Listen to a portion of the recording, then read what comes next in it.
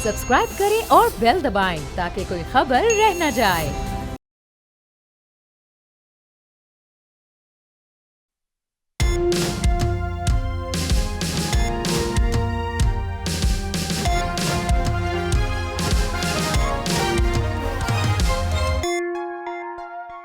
बिस्मिल्लाहिर्रहमानिर्रहीम, अस्सलामु अलैकुम। आप देख रहे हैं प्रोग्राम तब्दीली और मैं हूं आपका मेज़बान सलमान मिर्ज़ा। गुफ्तगू आपने मुलाहिज़ा की, कितनी अच्छी गुफ्तगू थी, प्यारी गुफ्तगू कर रहे थे, लेकिन ये गुफ्तगू सारी इलेक्शन से पहले ही याद आती है। तमाम सियासी जमातों को अगर आप गौर से देखेंगे तो उनके बयानात में तकरीबन बात मुश्तरक ही होती है, लेकिन वो सवाल किससे कर रहे होते हैं ये बात समझ में नहीं आती। 2015 की गुफ्तगू मुझे याद आई साबिक सदर आसिफ अली जरदारी की गुफ्तगू थी। उन्होंने कहा जनाब बिलावल भुट्टो जरदारी साहब अभी मैच्योर नहीं है, उनकी सोच में और उनकी सियासत में मैच्योरिटी आना बाकी है। और हमने देखा कि अमली सियासत के अंदर आज की तारीख में अगर कोई अवाम में जाकर जलसे कर रहा है, अवाम में जाकर गुफ्तगू कर रहा है, अपनी मुहिम चला रहा है, तो वो कोई और नहीं है बल्कि बिलावल भुट्टो जरदारी साहब हैं। लेकिन जब भी बिलावल भुट्टो जरदारी साहब अपनी इंडिविजुअल एक जो सलाहियत होती है, जो पर्सनैलिटी होती है, उसको उजागर करने की कोशिश कर रहे होते हैं, अवाम में सरायत करने की कोशिश कर रहे होते हैं, तो ये बात सुनने को मिलती है कि जनाब अभी वो मैच्योर नहीं है, अभी उनको टाइम चाहिए। एज अ पॉलिटिशियन, सियासतदान, उसकी सोच में मैच्योरिटी होनी बाकी है और ये सब चीजें एक्सपीरियंस से आती हैं। 2015 में भी जरदारी साहब ने कहा कि बिलावल भुट्टो जरदारी साहब मैच्योर नहीं है और आज तकरीबन 8 साल के बाद भी गुज़िश्ता 2 रोज पहले जो उन्होंने एक निजी टीवी चैनल को इंटरव्यू दिया उसमें उन्होंने कहा कि जनाब अभी पूरी तरीके से तैयार नहीं है, अभी उसकी ट्रेनिंग बाकी है। तो सवाल यह पैदा होता है कि जो शख्स अभी तक ट्रेन नहीं है, जिसकी ट्रेनिंग होना भी बाकी है, उसको वही जमात वजीर आजम के लिए अपनी पार्टी की तरफ से कैसे नामजद कर सकती है? ये एक बुनियादी सवाल है। लोगों ने सवाल करना शुरू कर दिया, लोगों को शायद समझ आने लगा कि भाई बाप और बेटे के दरमियान थोड़े से इख्तलाफात बढ़ने लगे हैं। जरदारी साहब के 2 घंटे के इंटरव्यू के अंदर कोई भी बात ऐसी नहीं थी जो उन्होंने इलेक्शन कमीशन के खिलाफ की हो, कोई भी बात ऐसी नहीं थी जो उन्होंने मुस्लिम लीग नून के खिलाफ की हो, कोई भी बात ऐसी नहीं थी जो कि निगरां हुकूमत के खिलाफ की हो। लेकिन आप बिलावल भुट्टो जरदारी साहब के बयानात देखिए, जो उनके तसलसल के साथ बयानात निकलकर सामने आ रहे हैं, उन बयानात के अंदर सिर्फ शिकवे और शिकायत होते हैं। उन्होंने ये हमेशा बात कही है कि एक पार्टी को जिताने की कोशिश की जा रही है, माहौल बनाया जा रहा है एक पार्टी को जिताने के लिए, हमें लेवल प्लेइंग फील्ड नहीं दी जा रही है, एक लाडला बनाया जा रहा है। ये तमाम बातें बिलावल भुट्टो जरदारी साहब ने की और फिर उसमें सोने पे सुहागा उन्होंने ये बात कर दी कि जनाब सियासत के जितने भी बाबा हैं उनको अब या तो घर बैठ जाना चाहिए एहतराम के साथ या फिर मदरसे बैठ जाना चाहिए और वो सिर्फ हमारे लिए दुआ करें। अब जरदारी साहब का उसके बाद जो इंटरव्यू निकलकर सामने आया, अचानक ऐसा हुआ कि बिलावल भुट्टो जरदारी साहब दुबई रवाना हो गए। लेकिन खैर 30 तारीख को उनका जो पाकिस्तान पीपल्स पार्टी का यौम तासीस भी है। अब यौम तासीस के अंदर कहा ही जा रहा है कि बिलावल भुट्टो जरदारी साहब मौजूद होंगे और आसिफ अली जरदारी साहब भी मौजूद होंगे। कमर जमान कायरा से ये जरा अंदरूनी सियासत पर बात करेंगे, अंदरूनी सियासत कहां जा रही है। लेकिन अब मुस्लिम लीग नून की बात कर ली जाए, आपको याद होगा नवाज शरीफ साहब जब वतन वापस नहीं आए थे तो उससे पहले उन्होंने एक बयानिया बनाने की कोशिश की थी। वो बयानिया यह था कि जनाब 2018 के अंदर तहरीक इंसाफ के सरबरा को लॉन्च किया गया, जो जिसको लॉन्च किया गया वो आज जेल के अंदर मौजूद है। लेकिन जिन्होंने लॉन्च किया, जो उसको लेकर आए, जो प्रोजेक्ट तहरीक इंसाफ में कारबंद थे, उनको भी सजा मिलनी चाहिए। गुफ्तगू उन्होंने क्या की पहले सुन लेते हैं, फिर इसके भी जवाब मुस्लिम लीग नून के जो नुमाइंदगी करेंगे उनसे हम लेंगे। तहरीक इंसाफ के सरबरा आए नहीं हैं, उनको लाया गया है और उनसे भी पासपोर्ट्स होनी चाहिए जो उनको लेकर आए थे। तारिक फजल चौधरी साहब एक ब्रेक के बाद हमारे साथ मौजूद होंगे, उनसे जरा पूछेंगे कि नवाज शरीफ साहब का इशारा किसकी तरफ है, नाम ले दें ताकि बात और क्लियर हो जाए। लेकिन जब मैंने स्टार्ट की गुफ्तगू तो पाकिस्तान पीपल्स पार्टी के हवाले से थी, तो कमर जमान कायरा साहब किसी तारुफ के मोहताज नहीं है, पाकिस्तान पीपल्स पार्टी के सीनियर रहनुमा इस वक्त हमारे साथ मौजूद हैं, उनसे जरा गुफ्तगू का सिलसिला आगे बढ़ाते हैं। कायरा साहब, thank you so much for time. बताइएगा सर, व्हाट्स गोइंग ऑन, चल क्या रहा है इस वक्त? हमने बिलावल भुट्टो जरदारी साहब की कैंपेन देखी, बड़ी शानदार किस्म की कैंपेन वो कर रहे हैं, किपी में मौजूद थे, हर जलसे के अंदर तुंद तेज बयानात दे रहे हैं, जनाब तीर चला रहे हैं। लेकिन फिर हमने देखा आसिफ अली जरदारी साहब का 2 घंटे का इंटरव्यू, उस इंटरव्यू के अंदर उन्होंने बातें काफी ज्यादा की, लेकिन उसमें ना ही कोई इलेक्शन कमीशन के खिलाफ बात है, ना ही कोई निगरां वजीर आजम के खिलाफ बात है, ना ही कोई मुस्लिम लीग नून के खिलाफ बात है। तो सर ये बताइएगा कि दोनों के दरमियान मामला चल क्या रहा है? और फिर उस पर सोने पे सुहागा जो उन्होंने बात बाबा की कर दी कि जनाब बाबाओं को जरा साइड पर हो जाना चाहिए, नौजवानों को आगे जाना चाहिए। तो क्या ये सोच का फर्क है? अगर इख्तलाफात नहीं है, एक पीढ़ी का सोच है, इसको हम क्या कहें, सोच का फर्क कह सकते हैं? देखिए, जो बिलावल साहब ने बातें कही हैं वो एक बुनियादी बात जिसके गिर्द सारा कुछ घूम रहा है और जिसको by and large media appreciate नहीं कर रहा, बल्कि अपने ही एक बात को दबाया जा रहा है। सही है। उन्होंने कहा कि हमारे मुल्क में अब पुरानी सियासत की गुंजाइश नहीं है। पुरानी सियासत क्या है? पुरानी सियासत नफरत है, एक दूसरे के साथ जुल्म ज्यादती है, जेली केस है। इस मुल्क के अंदर वो अमरीयत के दौर में हो, वो सो कॉल्ड जमहूरियत के दौर में हो, वो एक दूसरे से लड़ाइयां हैं। यही वो सबक है जो सीओडी में मोहतरमा बेनजीर भुट्टो शहीद ने सबको दिया था। सही है कि हमें पुरानी सियासत से निकल के आगे बढ़ना अब नए जहान में, नए अहद में दाखिल होना चाहिए। दुनिया में जो मुरवजा असूल है जमहूरियत का, डिफरेंस ऑफ ओपिनियन को बर्दाश्त करना चाहिए। फिर दोबारा उनकी शहादत के बाद अभी फिर वो रवैये हमारे शुरू हो गए, तो उसके ऊपर उन्होंने कहा कि हमारी सीनियर क़यादत को वो पुराने रवैये, पुरानी सियासत को तर्क करना चाहिए। अच्छा, ये बात उन्होंने अपनी आखिरी स्पीच में भी कही, अगर आप याद होगा आपको। और उन्होंने यही कहा अब बात की स्पीच में भी, और अगर ये नहीं छोड़ सकते तो फिर ये बुजुर्ग जो हैं ये घरों में बैठ जाएं कि क्या वो सियासत की गुंजाइश नहीं है। सही है। ये उनका एक नैरेटिव है, उन्होंने एक बात कही है और वो अपने तनाजुर में दुरुस्त है। सही है। जहां तक जरदारी साहब का इंटरव्यू है, जरदारी साहब के इंटरव्यू में जिस बात को बहुत ज्यादा उछाला गया है वो है कि उन्होंने कहा है कि जी वो बिलावल साहब का तजुर्बा कम है, उनको भी और ट्रेंड करना। हुजूर गुजारिश ये है कि एक बाप अपने बच्चे के बारे में, भले वो 60 साल का हो जाए, बच्चा ही रहता है, तो वो यही सोचता है कि उसको भी और तजुर्बे की जरूरत है, उसको मेरी जितनी समझ नहीं है। ठीक है। वहां एक रिश्ते की बात ये भी है। दूसरा, इसमें कोई शक नहीं है कि जरदारी साहब का तजुर्बा बहुत ज्यादा है। बिलावल साहब की उम्र 30-32 साल है, जरदारी साहब 70-72 साल के, तो नेचुरली उनका तजुर्बा ज्यादा है। ये बात भी साथ ही साथ है कि बिलावल साहब के खानदान में उनकी वालिदा 30 साल से कम उम्र में पार्टी की क़यादत संभालती हैं, 35 साल की उम्र में वज़ीर आज़म बन जाती है। बिलावल भुट्टो जरदारी साहब के नाना 30-32 साल की, 32-33 साल की उम्र में वजीर बनते हैं और 42 साल की उम्र में मुल्क के सदर बन जाते हैं। ये बात भी है कि हमारे मुल्क के अंदर ही मियां नवाज शरीफ साहब भी शायद कोई 32-33 साल या 34 साल की उम्र में वजीर आला बन गए। तो ये भी मिसालें मौजूद हैं और सीनियर लॉट भी अपनी जगह काम कर रही है। तो उन्होंने जो कहा है उसके जवाब, जो उसका कोई ये नहीं है कि आउट ऑफ कॉन्टेक्स्ट है, क्योंकि मीर साहब ने उनसे सवाल किया इस तरह और उसके जवाब में उन्होंने कहा कि नहीं, उनको भी और तजर्बे की जरूरत है। तो मेरे वालिदैन इसी तरह सोचते हैं। बट एक बात याद रखिए, मुल्क मुश्किल तरीन हालात में था, अपने पराये दोस्त अहबाब सब नाराज थे, अमेरिका से लेके यूरोप से, चीन से, सऊदी अरब से, सारे इदारे नाराज थे, IMF, वर्ल्ड बैंक, सब पिछली उनसे हमारी सबसे पहली हुकूमत के जो रवैये थे उनसे। सही है।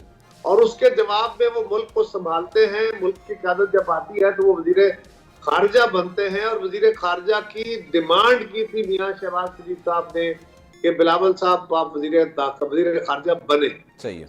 वो वजीर खारजा बने और उन्होंने पाकिस्तान का मुकदमा जिस तरीके से पेश किया दुनिया में, वहां पे दुनिया के अंदर जो हमारे लिए वो फ्लड हो, वो पाकिस्तान की इकोनॉमी की रिवाइवल हो, वो हमारी खारजा पॉलिसी की रिवाइवल हो, या हिंदुस्तान के अंदर जाके वहां जाके उन्होंने जिस तरह कश्मीरियों का मुकदमा हिंदुस्तान की सरजमीन पे खड़े होके बड़े तकब्बुर और हौसले से लड़ा, उसको सारी दुनिया ने अशश कहा। यही बात उन्होंने कही है कि मुझे नई नस्ल को भी अगर जिम्मेदारी दी गई तो मैंने वो दर्जा उतर निभाई है। उस वक्त भी बहुत कहा गया कि जी बिलावल साहब बच्चे हैं, अभी इनकी एक्सपीरियंस नहीं है, फला नहीं है, लेकिन ही प्रूव कि उन्होंने आसान तरीन तरीके से पाकिस्तान की खारजा पॉलिसी को और खारजा वजारत को चलाया, जिसके समरात पाकिस्तान को मिले। अपने पराये सारे उसके मोतरफ हैं। यही बात उन्होंने ये कही है कि मुझे आपने एक मौका दिया। लेकिन सर मैं यहाँ पर सर एक जसारत आपके सब, मैं जाहिर सी बात है सवाल करने की करना चाहूंगा। वजह यह है कि सर आपने बात की कि मीडिया नहीं उछाल रहा। सर ये बात मैं आपको प्रिसाइजली बोल दूं कि मीडिया ने वो बात नहीं की, वो बात की है बिलावल भुट्टो जरदारी साहब के वालिद आसिफ अली जरदारी साहब ने ये बात की है। और जब बिलावल भुट्टो जरदारी साहब वजीर खारजा बने थे तो उनका जो प्रिसाइजली भारत का दौरा था उसके अंदर जो उनकी बॉडी लैंग्वेज थी, मैंने यहाँ पर शोज में बैठ के उसको काफी ज्यादा सराहा था। मैंने उसको काफी ज्यादा अप्रिशिएट किया था। मैं इसको आपको क्लियर करना चाहता। दूसरी बात, वो कॉम्पिटेंट हैं या नहीं है, उनको ट्रेनिंग की जरूरत है या नहीं है, वो ट्रेन हुए नहीं है, ये मैं नहीं कह रहा, ये आसिफ अली जरदारी साहब कह रहे हैं। तो मैं क्या समझूं सर कि एक बंदा चेयरमैन के लिए ट्रेन नहीं है तो वजीर आजम के लिए कैसे ट्रेन होगा? मैंने अर्ज किया ना कि जरदारी साहब ने ये किसी अपने ख्याल में किसी तकरीर में नहीं कहा। जब सवाल का जवाब दिया जाता है ना, तो उस सवाल का एक अपना तनाजुर होता है। आप बड़े समझदार लोग हैं, बड़े ट्रेंड हैं, आप अपने सवाल को जिस तरह क्राफ्ट करते हैं, तो बाज़ औक़ात उसके जवाब में कुछ बातें होती हैं जो हालात के तनाजुर में होती है, उसके माने वो नहीं होते। अब ये सवाल आया कि जी बिलावल साहब जो ये बातें कर रहे हैं, आप तो ये कह रहे हैं, बिलावल साहब ये कह रहे हैं। तो उन्होंने कहा बिलावल साहब को भी उनका तजर्बा उतना नहीं है। ये बात इसको बहुत उछाला गया। सही है। ट्रेनिंग की जरूरत तो और बात होती है। तो बेसिकली इशू क्या है कि उनका तजर्बा उतना नहीं है। तो हम कब कह रहे हैं कि है, हाँ बिलावल साहब का तजर्बा जरदारी साहब जितना तो नहीं है, अच्छा, लेकिन बिलावल साहब के टैलेंट को साथ ही उन्होंने कहा कि वो बहुत ज़हीन है, वो बहुत आला इदारों से पढ़े हुए और मुझसे बेहतर बात कर लेते हैं। ठीक है। तो ये उस तनाजुर में गुफ्तगू थी, उसके ऊपर सारा जहान पल गया कि पता नहीं जरदारी साहब ने उनको क्या। चले ये बात भी हो गई सर। अब उन्होंने उसके साथ साथ ना देखिए, आप हैं फैसल करीम गुंडी साहब हमारे साथ शो में मौजूद थे, जितने भी पाकिस्तान पीपल्स पार्टी के नुमाइंदगी कर रहे होते हैं हमारे साथ मौजूद होते हैं, कहते हैं कैंडिडेट कोई और नहीं है बल्कि बिलावल भुट्टो जरदारी साहब है वजीर आजम के लिए। सदर साहब ने, साबिक सदर साहब ने ये बात बोल दी कि जना टिकट मैं देता हूं, तो उन्होंने कभी भी ये अपनी बात में मेंशन नहीं किया कि बिलावल भुट्टो जरदारी साहब ही वजीर आजम होंगे। तो क्या दो राय हैं इसमें? मेरे ख्याल में कोई राय दूसरी नहीं है। चेयरमैन ही पार्टियों के से जो होते हैं, अगर हमारी पीपल्स पार्टी को अक्सरियत मिलती है या हम हुकूमत बना सकते हैं तो बिलावल साहब बनेंगे। और ये बात जरदारी साहब इससे पहले कई दफा कह चुके हैं। ठीक है, सही है, कह चुके हैं वो। सवाल अब तो सिर्फ इतना है कि जरदारी साहब का खुद किसी जगह कोई ख्याल होगा ऐसा बिल्कुल नहीं है। उन्होंने बिलावल साहब को आगे पुट किया है।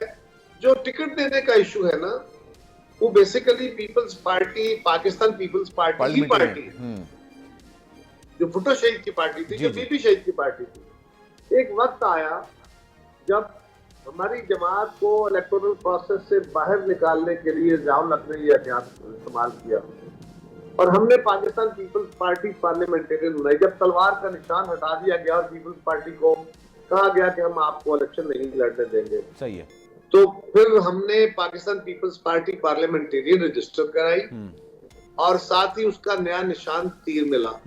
अब जब हमने वो वक्त गुजर गया, ये हालात के साथ एक फैसला था, तो उसकी कुछ एक वरना ये पार्टी में फैसला हुआ, इसमें बड़ी मुशावरत हुई कि अब दोनों पार्टियों को पीपल्स पार्टी पार्लियामेंटेरियन को मर्ज कर देना चाहिए मदर पार्टी में, क्योंकि ये एक खास वक्त के लिए बनाई गई थी। लेकिन उसकी कुछ टेक्निकलिटी थी। उसमें सेनेट के हमारे जो मेंबर्स बैठे हैं, अगर हम इस पार्टी को उधर लेके जाते हैं तो उसके कुछ प्रॉब्लम आते थे, कुछ सूबाई हुकूमतों के इशू थे। तो उस वक्त ये फैसला किया गया कि दोनों जमातों को पैरेलल चलने देना चाहिए। तो बिलावल साहब मदर पार्टी के चेयरमैन हैं और जनाब आसिफ अली जरदारी साहब पाकिस्तान पीपल्स पार्टी पार्लियामेंटेरियन के, जो हमारा पार्लियामेंट्री विंग है, वो उसके सदर हैं। तो इसमें कोई भाम वाली बात नहीं है। चले सर, मूविंग फॉरवर्ड, मैं आगे बढ़ता हूं। सब इशू करते हैं क्योंकि पार्लियामेंटेरियन के सरबराह। ठीक है सर, हो गया, डन हो गया। ये बताइएगा, सिंध में पाकिस्तान पीपल्स पार्टी 2008 से हुकूमत कर रही है। ऐसा लग रहा है कि एक इत्तेहाद, एक अलायंस बनाने की कोशिश की जा रही है पाकिस्तान पीपल्स पार्टी के खिलाफ। इसमें मुत्तहिदा कौमी मूवमेंट है, इसमें GDA है, इसमें मुस्लिम लीग नून है। आपको लगता है कि ये पीपल्स पार्टी के खिलाफ कोई एक अलायंस बन रहा है, इत्तेहाद बन रहा है? देखिए, अलायंस बनाना कोई जुर्म नहीं है, कोई गैर सियासी काम नहीं है, कोई गैर जमहूरी काम नहीं है। उनका हक है, बिल्कुल बनाए। हमारा भी हक है, हम भी बनाएंगे। हमारा भी हक है कि हम भी अपना हक इस्तेमाल करें, तो ये आजादाना हक।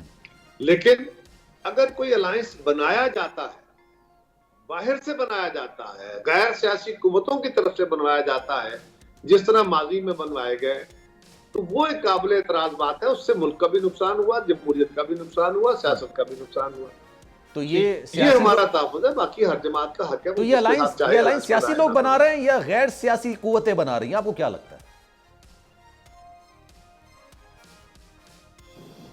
बज़ाहिर तो आपने भी सवाल इसीलिए किया है और बज़ाहिर तो यूं ही लगता है, अच्छा, कि जिस तरह मुस्लिम लीग के लिए एक फेवर बनी हुई है और उनके साथ मुख्तलिफ जमातों को जिस तरह जमातें उनके साथ गुफ्तगू में एंगेज हुई हैं, उससे तो यूं ही लगता है कि कुछ बातें हैं, कुछ चीजें ऐसी हैं, कुछ पसे पर्दा कुव्वतें हैं जो सारे खेल को खिला रही हैं। अच्छा, चलें, कुछ कुव्वतें हैं जो सारे खेल को सजा रही हैं। सर ये बताइएगा, मुझे ऐसा पता नहीं क्यों लग रहा है कि पाकिस्तान पीपल्स पार्टी को सियासी तन्हाई का शिकार होती हुई नजर आ रही है। मतलब मुस्लिम लीग नून उन सियासी जमातों के साथ इत्तेहाद करिए जिनके खिलाफ वो सख्त जबान इस्तेमाल कर दिया करती थी, लेकिन अब वो पीपल्स पार्टी किसी के साथ इत्तेहाद करती हुई फिलहाल नजर नहीं आ रही। तो सर मैं ये समझूं कि अभी फिलहाल तमाम जमातें एक तरफ है, पीपल्स पार्टी एक तरफ है? देखिए, ये बिल्कुल नामुनासिब और गैर हकीकी जुमले हैं। अच्छा, ये तासुर बिल्कुल गलती पे मबनी है। ठीक है। पीपल्स पार्टी किसी तन्हाई का शिकार नहीं है। हर सियासी जमात इलेक्शन के अंदर अपना अपना नुक्ता नजर लेके चलती है। ठीक है। पीपल्स पार्टी का अपना एक नुक्ता नजर है, हमने अपनी कैंपेन चलानी है, अपना नुक्ता नजर लेके जाना है। कुछ जमातों के पास मियां साहब गए हैं, हम भी जा रहे हैं, हम भी जमातों से मिलेंगे। हमारी भी एक कमेटी बनी है, उस कमेटी में हम भी जमातों से राब्ते करेंगे। तो जहां पे हम समझेंगे, ये बताइए अलायंसेस क्यों बनते हैं?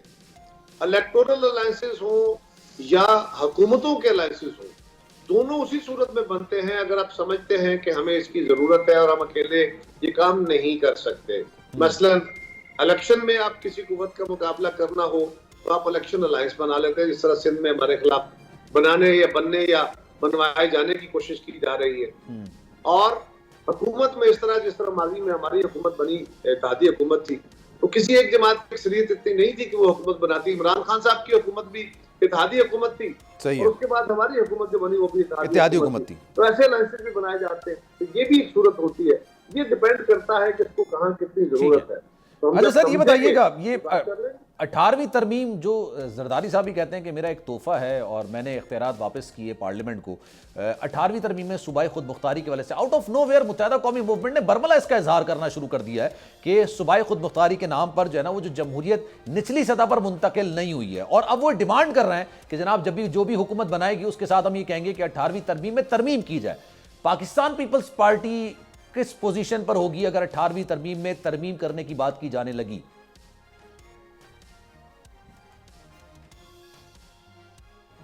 देखिए, गुजारिश ये है कि जब 18वीं तरमीम हुई तो हमने भी कहा था, और हम आज भी कहते हैं कि 18वीं तरमीम परफेक्ट नहीं थी। सही है। अभी और भी कुछ चीजों की जरूरत थी जो नहीं हो सकी। 18वीं तरमीम वो असूल थे जिस पे उस वक्त की सारी सियासी हुकूमतें इत्तेफाक राय कर गई। लिहाजा उसमें पीपल्स पार्टी का नुक्ता नजर उससे भी कुछ बियॉन्ड था, उससे भी कुछ और मजीद तरमीम करने का था, लेकिन वहां पे बात रुक गई।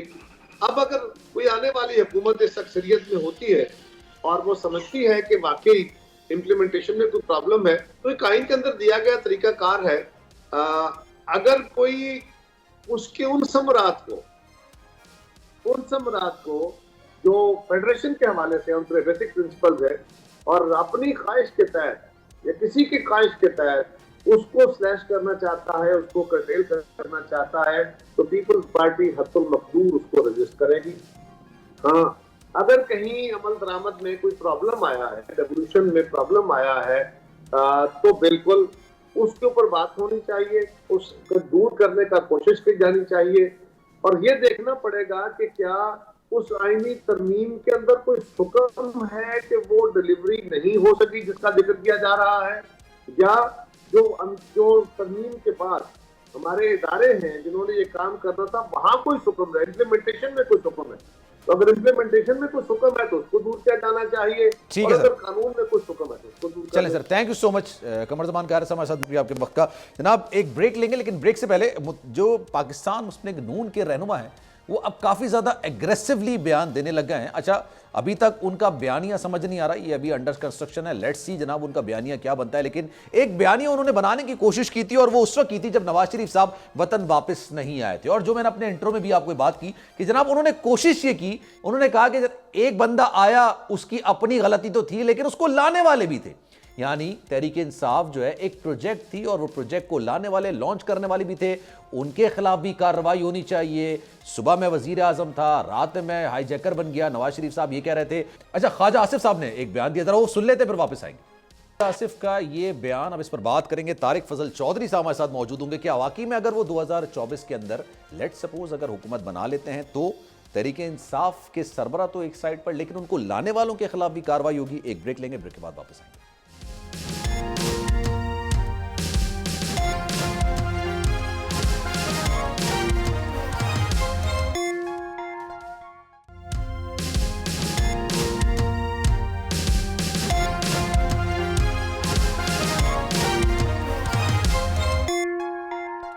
जनाब, प्रोग्राम में एक बार फिर से आपको खुशामदीद कहते हैं। नवाज शरीफ के इल्ज़ामात और उस इल्ज़ामात पर पार्टी का क्या मौक़िफ़ है, क्या चीज़ें निकल कर सामने आ रही हैं, क्योंकि ये कहा जा रहा है कि अब उनके खिलाफ भी कार्रवाई होगी जिन्होंने तहरीक इंसाफ के सरबरा को लॉन्च किया था।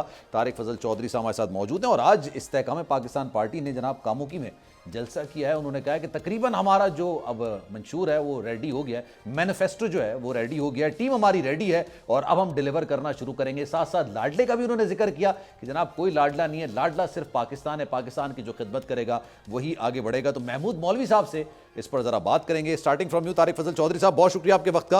महमूद मौलवी साहब आपका भी बहुत शुक्रिया।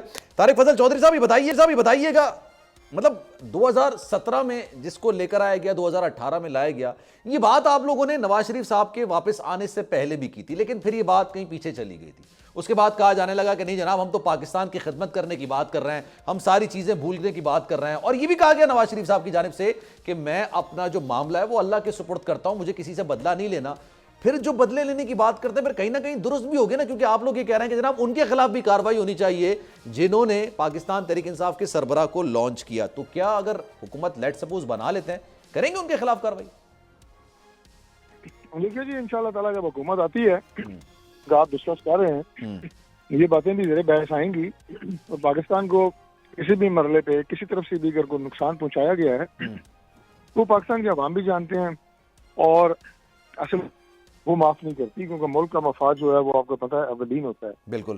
बाकी इस वक्त जो मुल्क की इश्यूज और चीजें चल रही हैं, जिन मसाइल से पाकिस्तान घिरा हुआ है, जिन मुसीबतों में और मुआशी तकालीफ में इस वक्त पूरी कौम जो है मुब्तला है, उनका मदावा करना, मुल्क को एक दफा ट्रैक पे लगाना, मुल्क को इन मसाइल से निकालना, मेरा ख्याल ये अवलीन तरजीह है। अवलीन तरजीह तो होनी चाहिए, लेकिन बयानात में कहीं ना कहीं ऐसा लगता है कि नहीं हमें बदला भी लेना है, या जिन्होंने ये सारा काम किया, जिन्होंने हमारे खिलाफ केसेस बनाए, उनके खिलाफ भी बात करनी है। फिर आप लोग बात करते हैं जरा 2013 से लेके 2018 तक की, ये जो 14-18 महीने की हुकूमत थी, 16 महीने की हुकूमत थी, इसकी जिम्मेदारी नहीं लेते, ये क्यों ऐसा है सर मामला? देखिए, इमरान खान के 4 साल दौरे इक़्तिदार में पाकिस्तान में से पकड़ धकड़, सियासी इंतकाम का निशाना बनाना अपने मुखालिफिन को, लोगों को गालियां देना, इदारों को तबाह करना, इसके अलावा कुछ हुआ नहीं है। और बाकी अगर आपकी मुराद जो पीडीएम की 16 माह की हुकूमत है, जी जी, तो यकीनन जिस कदर नुकसान मईशत को और पहुंच चुका था और जिस कदर मुल्क जो है वो दिवालियापन के करीब था, 16 माह में तो मुमकिन नहीं था कि आप उस सारे नुकसान का अजाला कर सकते। नहीं, बिलावल साहब कह रहे हैं मुमकिन था, मुमकिन हो सकता था, उन्होंने कहा मुमकिन हो सकता था, लेकिन आप आए और आपने दुश्मनियां निभानी शुरू कर दी ना। देखिए, 9 मई से पहले कोई पकड़ धकड़ नहीं थी, 9 मई से पहले कोई किसी के खिलाफ कोई एक्शन नहीं था। अच्छा, लेकिन 9 मई के वाक़यात जो हैं, उन्हें तो मेरा ख्याल है बिलावल खुद भी उन्हें कंडेम करते हैं और वो भी उन्हें कोई अप्रूव नहीं करेंगे कि वो ऐसे वाक़यात हैं कि जिन्हें बुलाया जा सके।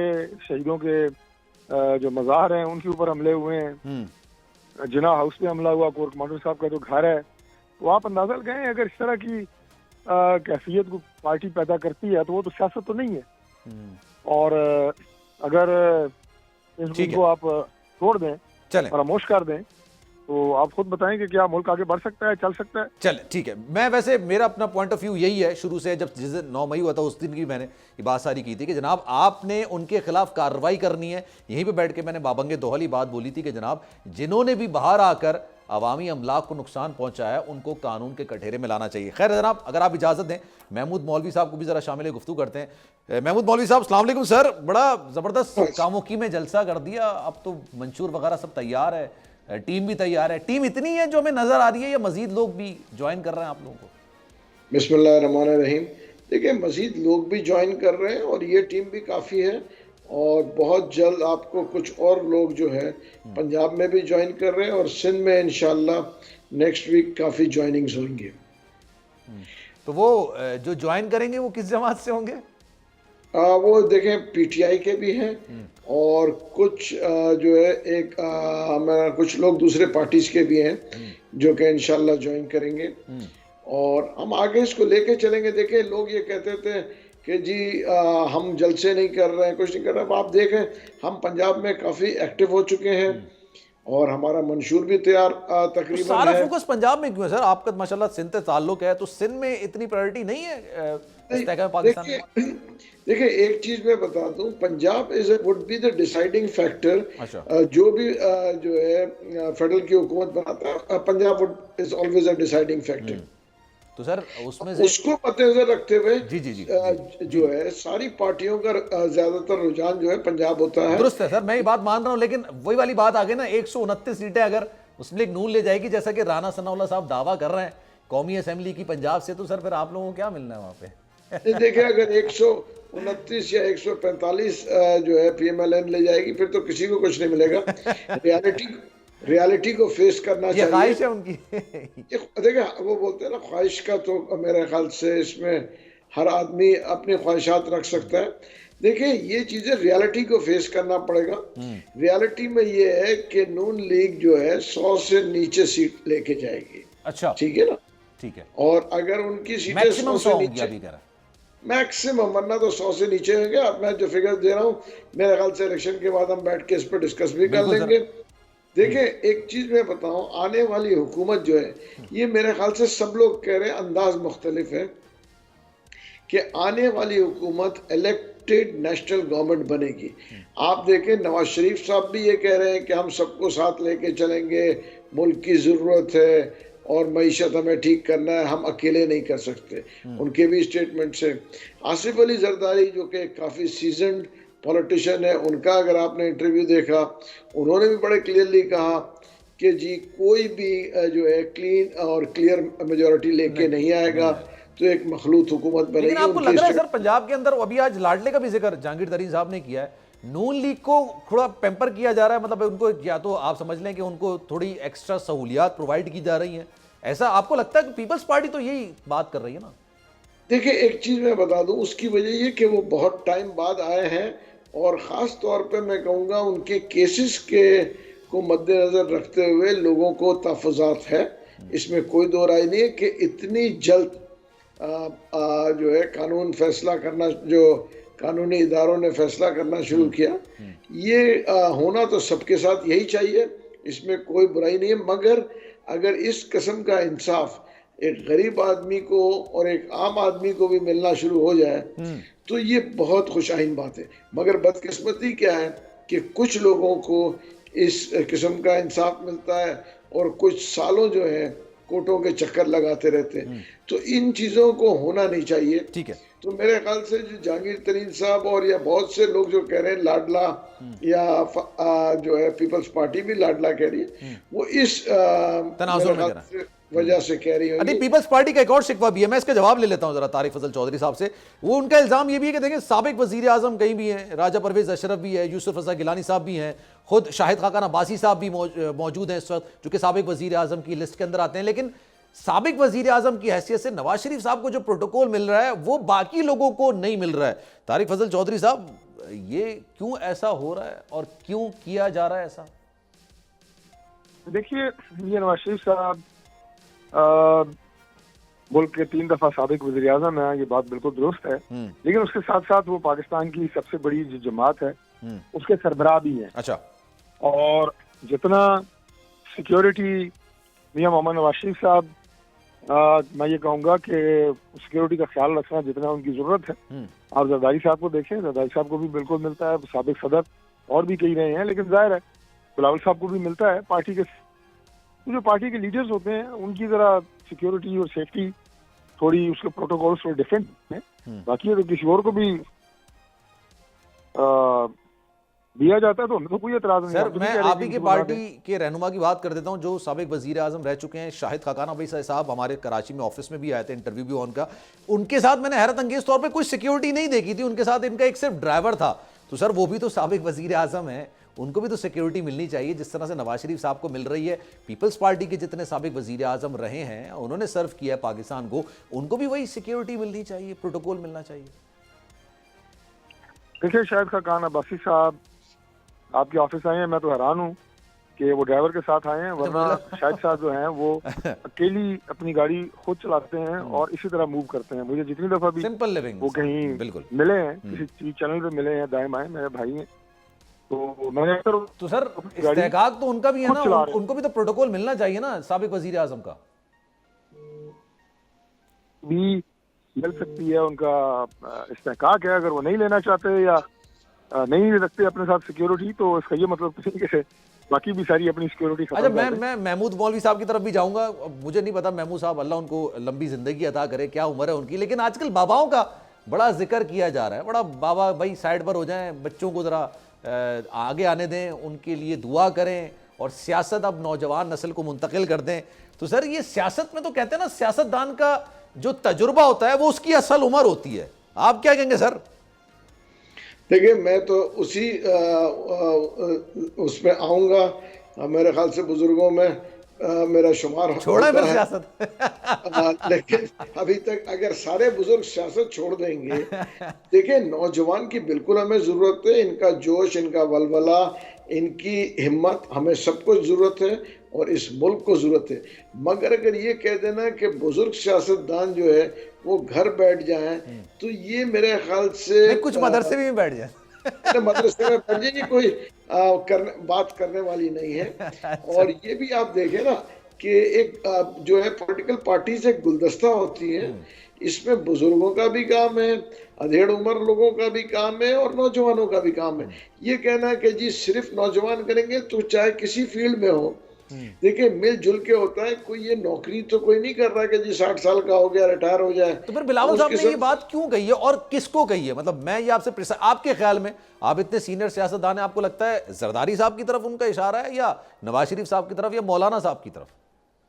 देखिए मेरे ख्याल से उनका इशारा सबके तरफ है और जरदारी साहब ने तो खुद अपने उसके अंदर इंटरव्यू में समेत, हाँ उन्होंने कहा, खुद समेत उन्होंने तो खुद के मतलब देखिए, अगर उनके वालिद साहब खुद कह रहे हैं कि ये मुझ समेत कहा है, तो उसके आगे मैं क्या कहूँ। और देखिए जहां तक हम बात कर रहे थे सिक्योरिटी का, मेरा ख्याल से नवाज शरीफ साहब की और बल्कि कुछ सीनियर पॉलिटिशियंस की सिक्योरिटी को वाकई में देखना चाहिए। उसकी वजह कि इलेक्शन के नजदीक आप ये देखें ना, काफी कुर्बानियां जो है सिंध से हो चुकी हैं।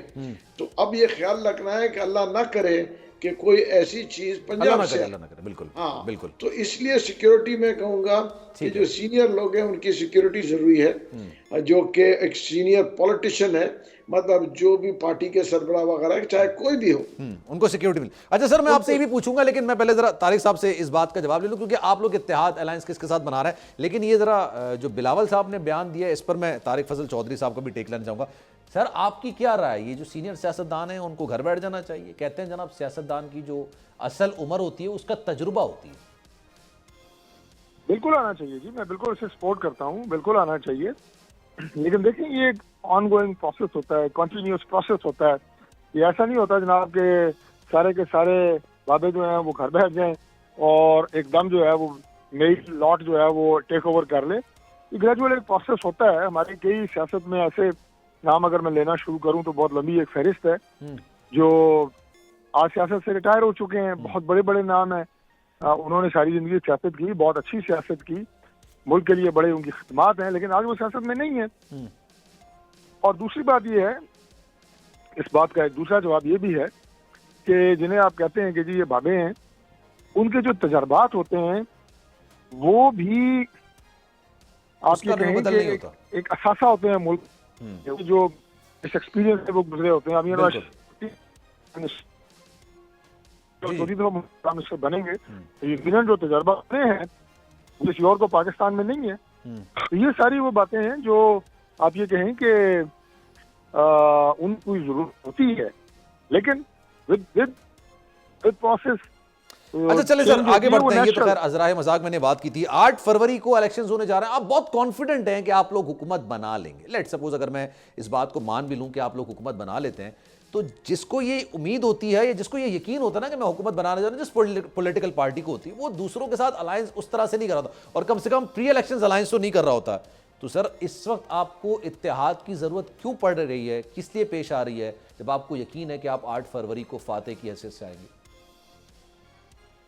देखिए, इलेक्शन में तो इलेक्शन अलायंस सियासी जमातों के साथ होते हैं, सीट टू सीट एडजस्टमेंट भी होती है, और हमारी कोशिश तो ये है कि हम ज़्यादा से ज़्यादा, जाहिर है हर जमात की कोशिश है, हमारी भी कोशिश है कि ज़्यादा से ज़्यादा हम सीटें हासिल करें। और ठीक है। पाकिस्तान को इस वक्त जो कोalition हुकूमत है उसके अपने मसाइल होते हैं, वो मसाइल से अगर हमें पाला ना पड़े तो ज़्यादा बेहतर है। सही है। बेहतर अंदाज से मुल्क को हम उसकी समत दुरुस्त कर सकते हैं।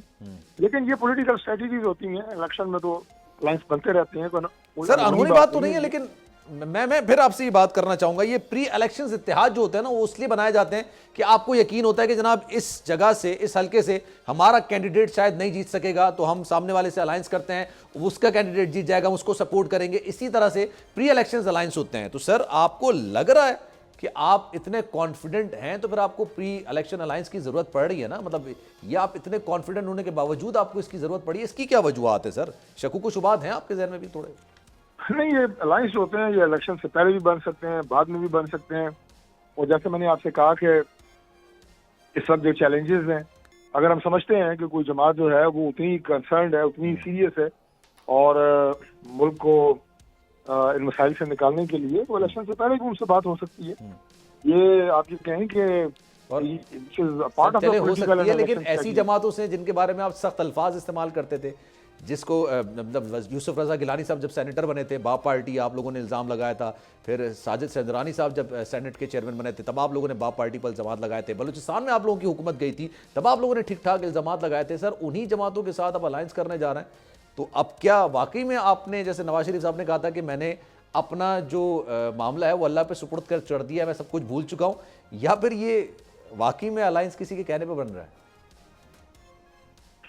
देखिए, उनसे बातचीत हुई है जी, और अभी आगे इलेक्शन के अंदर हम आपस में कुछ सीट एडजस्टमेंट होती है या कोई परमानेंट अलायंस होता है नहीं होता, ये तो अभी वक्त आने के साथ साथ ही इंशाल्लाह ताला पता चलेगा। लेकिन सियासत में बड़ा मशहूर एक मुहावरा है, आपने सुना होगा कि ना कोई मुस्तकिल दोस्त होता है, ना कोई मुस्तकिल दुश्मन होता है।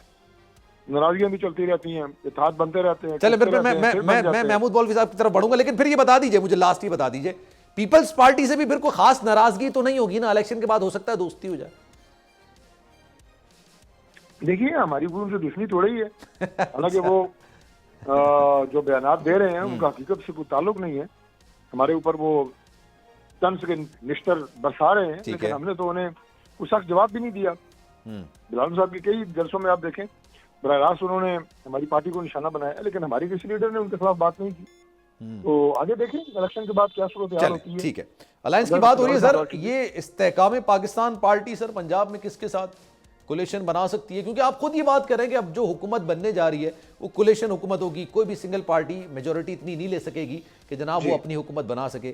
तो इस्तेहकाम पाकिस्तान पार्टी का जो मंशूर है, मैनिफेस्टो है, या माइंडसेट है, या सोच है, वो किस जमात से मेल खाती है? देखिए, जैसे अभी मेरे भाई ने कहा, देखिए हम सब जो है मुल्क के क्राइसिस को मद्देनजर रखते हुए लाइक माइंडेड लोग और जो मुल्क की खिदमत करना चाहते हैं और इस मुल्क को इस बुहरान से निकालना चाहते हैं, उन सब के साथ बैठ के हम अलायंस करने को तैयार हैं। उसकी वजह देखें, अगर ये अलायंस करना बिल्कुल ज़रूरी इसलिए है कि जैसे मैंने पहले भी कहा, आने वाली गवर्नमेंट जो है एक कोलिशन बनेगी, तो अगर अलायंस करने इसमें कोई बुराई नहीं। हम मतलब नेक्स्ट वीक में मेरे ख्याल से, पहले तो मैं कहूँगा मैं दुआगो हूँ कि 8 फरवरी को इलेक्शंस हो जाएं, क्योंकि अब तक शेड्यूल आया नहीं है। हम सिर्फ अजम्पशंस पे चल रहे हैं। और ये सर assumptions की बात अब सुप्रीम कोर्ट ने मना कर दी, उन्होंने कहा नहीं जनाब 8 फरवरी को होने। नहीं, बिल्कुल सुप्रीम कोर्ट ने नहीं मना कर दिए, मगर अगर ये जो है जो बल्दियात के जो हुए हैं, अगर इनके जो चीजें क्लियर नहीं हुई, तहफ़्फ़ुज़ात जो हैं, तो उसके कानूनी तौर पे भी ये आगे जा सकता है, इसमें कोई दो राय नहीं है। आपको मैं बता दूं, कानूनी तौर पे जो है जब तक वो क्लियर नहीं हो जाएंगे तो इलेक्शन अनाउंस नहीं हो सकता। सर इलेक्शन डेट तो अनाउंस हो चुकी है, शेड्यूल आना बाकी है बस। नहीं, शेड्यूल आना बाकी भी है, एतज़ारात भी तो बाकी है ना, कि किसी को जो है एतज़ार हो उसको भी मद्देनजर रखे, उनको क्लियर करना है जो इश्यूज है। उसके बाद इलेक्शन कमीशन का काम है, वो कर देगा सर, उसमें सियासी जमातों को तो परेशानी नहीं होनी चाहिए। कमीशन का काम कर देगा, हम भी देखें इंशाल्लाह, बैठेंगे और मेरे ख्याल से पार्टी जो है बैठ के ये फैसला करेगी कि किससे के साथ अलायंस करना है। पंजाब के अंदर ना, वैसे मैं आपको बताऊं, पंजाब के अंदर नून लीग जो है वो काफ लीग की तरफ भी देख रही है, दीगर जमातों की तरफ भी देख रही है, और जाहिर सी बात है वो अपने सिंध के अंदर भी पीपल्स पार्टी के खिलाफ एक अलायंस बनने जा रहा है। लेकिन इस वक्त इस्तेकाम पाकिस्तान पार्टी में लोग आ रहे हैं, लोगों को वेलकम किया जा रहा है, अभी अलायंस की बात की नहीं जा रही। आपका मंशूर भी अभी रेडी नहीं है, इलेक्शन सामने है, आप लोग जलसे कर रहे हैं, तो सर मंशूर ही जब अभी नहीं बना होगा तो फिर डिलीवर करने की बात किस तरह से की जाएगी? नहीं, देखिए मंशूर तकरीबन तैयार है और आने वाले हफ्ते में हम अनाउंस भी करेंगे। और देखें एक चीज है ना कि इस वक्त हम जो अलायंस की किसी से बात नहीं कर रहे, हम अपना पावर और स्ट्रेंथ भी तो दिखाना चाह रहे हैं ना, वरना तो देखें अगर हमारी स्ट्रेंथ नहीं है, लोग तो कहते थे इनके पास तो आदमी नहीं होंगे, इनके पास तो जो है सिर्फ ये बातें कर रहे हैं और जो है सिर्फ कैंडिडेट से वर्कर्स नहीं। अब आप देख रहे हैं वर्कर्स भी आ रहे हैं, कैंडिडेट्स भी आ रहे हैं, लोग भी जमा हो रहे हैं, आ तो रहे हैं सर, रुक रहे हैं। मैं अगर आपको से प्रिसाइजली 3 नाम लूं, अली जैदी, फवाद चौधरी, ओन चौधरी, इस्तेकाम पाकिस्तान पार्टी का हिस्सा हैं? जी मैं आपको बताऊं, ओन चौधरी तो बिल्कुल पाकिस्तान इस्तेकाम पार्टी का हिस्सा है, और मैं कहूँगा अली जैदी ने जो है कहा है कि मुझे सियासत करनी नहीं है। ठीक है, अगर किसी ने सियासत नहीं करनी तो हम उनको जबरदस्ती तो सियासत में नहीं लाना चाहेंगे। और फवाद चौधरी साहब? फवाद चौधरी साहब अब तक जो है मेरी आखिरी मुलाकात नहीं हुई, क्योंकि इस वक्त वो अंडर अरेस्ट है। उससे पहले तो बिल्कुल वो हमारा हिस्सा ही थे। अब वो जो है उनसे मुलाकात हो तो मैं आपको कोई स्टेटमेंट दे सकूंगा। लास्ट स्टेटमेंट जो आपकी बात हुई थी वो सियासत करने के लिए इस्तेकाम पाकिस्तान पार्टी के साथ पुरुमीद थे? जी बिल्कुल, उस वक्त तक तो थे, बल्कि वो भी ये कह रहे थे कि देखें जी मेरे को भी कुछ कारोबार करने हैं, मेरे जो है फाइनेंशियल इश्यूज हैं, इसलिए मैं भी चाहता हूँ कुछ रेस्ट ले लूँ। ये उन्होंने बिल्कुल कहा था कि जी मैं सोच रहा हूँ कि बाहर जाके कोई चीज़ कर लूँ।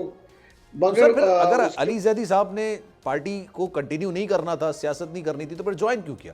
फवाद चौधरी साहब ने ज्वाइन क्यों किया? मैं आपको बताऊं, उन्होंने ज्वाइन इसलिए किया था कि उनको जो है सियासत करनी थी। अब वो सोच रहे हैं कि सियासत नहीं करें, क्योंकि अगर उनको सियासत करनी है तो किसी ना किसी पार्टी में तो आना पड़ेगा। और मेरे ख्याल से इस वक्त पीटीआई के लोगों के लिए तो जो है इससे बेहतर पार्टी नहीं है। उसकी वजह ये कि लाइक माइंडेड लोग हैं। अभी देखें कराची से 32 यूसी के चेयरमैन जो कि इलेक्टेड हैं इस वक्त, उन्होंने जो है हमारे को सपोर्ट कर दिया है, आईपीपी को, वो हमारे साथ लेके चल रहे हैं। तो लोग आते जा रहे हैं, उसकी वजह कि लाइक माइंडेड लोग हैं। वो कहते हैं कि जी जितने लोग हैं 99% तो वही है ना जो पीटीआई के। सिर्फ फर्क ये है कि जो लोग आईपीपी में आए हैं वो फौज के साथ है, और जो आईपीपी के अगेंस्ट चल रहे हैं या पीटीआई में है, अब तक उनका माइंडसेट जो है फौज के अगेंस्ट है। अगर उनका माइंडसेट फौज के अगेंस्ट नहीं होता तो कोई डिस्प्यूट ही नहीं था। उन्होंने जो 9 मई का वाकया क्या था, वो फौज के अगेंस्ट था। उन्होंने ब्रेन स्टॉर्मिंग लोगों की कि भाई हम फौज के अगेंस्ट जाएं। हम उस ब्रेन स्टॉर्मिंग में नहीं आए, और हमारा आप कह रहे हैं रियासत पाकिस्तान के साथ है। सर मैं अगर आप इजाजत दें, अब मेरे पास टाइम कम रह गया, आखिरी सवाल मैं जरा चौधरी साहब से करना चाहूंगा। चौधरी साहब ये बताइएगा, तारिक फजल चौधरी साहब, ये अगर सबसे बात हो रही है पीपल्स पार्टी से भी कर ले, पीपल्स पार्टी से बात क्यों नहीं हो रही? या फिर वाकई में जिस तरह के बयानात आ रहे हैं पीपल्स पार्टी की तरफ से, अब उनसे बात होगी ही नहीं, भले आप सीटें लें इलेक्शंस में या नहीं लें? देखिए मैंने कहा है कि अभी जाहिर है जो आपकी रीजनल पार्टीज होती हैं उनकी अपना असर रसूख एक रीजन तक होता है, उनके साथ सीट एडजस्टमेंट हो सकती है, उनके साथ अलायंस की नोयत डिफरेंट है। एमपीएम देखिए उनका एक बड़ा महदूद एरिया के अंदर उनका अपना एक पॉलिटिक्स है। इसी तरह बाप की जो पॉलिटिक्स है वो भी अपने लिमिटेड एरिया के अंदर है। काफ लीग जो है उसके साथ तो शुजात साहब के साथ हमारा अलायंस रहा है। अभी जब गवर्नमेंट बनी है हमारी कोalition, तो उस वक्त वो हमारे हादी थे और चौधरी परवेज इलाही साहब जो है वो अलग हो गए थे। पीपल्स पार्टी जो है एक बड़ी सियासी जमात है और उनका आपस में जाहिर है सीट टू सीट एडजस्टमेंट की नोयत वो नहीं है जो बाकी रीजनल जमातों के साथ या इलाकाई जमातों के साथ आपकी हो सकती है। लेकिन पीपल्स पार्टी की मैंने आपको बताया है कि हमारी लीडरशिप की, पीपल्स पार्टी की क़यादत या जमात के खिलाफ कोई ऐसे जज्बात नहीं है कि मैं ये कहूँ कि हम उन्हें पसंद नहीं करते या हम उन्हें लाइक नहीं करते। ठीक है, वो अपना एक किस्मत आजमाएंगे इलेक्शन में। ठीक है, चलिए, thank you so much Tariq Fazal Chaudhry साहब, बहुत शुक्रिया आपके वक्त का। महमूद मौलवी साहब आप भी हमारे साथ मौजूद थे, अक्सियात का बहुत शुक्रिया। सलमान मिर्जा को दीजिए इजाजत। जिंदगी रही, सेहत रही, आपकी दुआएं रही, तो आपसे फिर मुलाकात होगी। ख्याल रखिएगा अपना, अल्लाह हाफिज।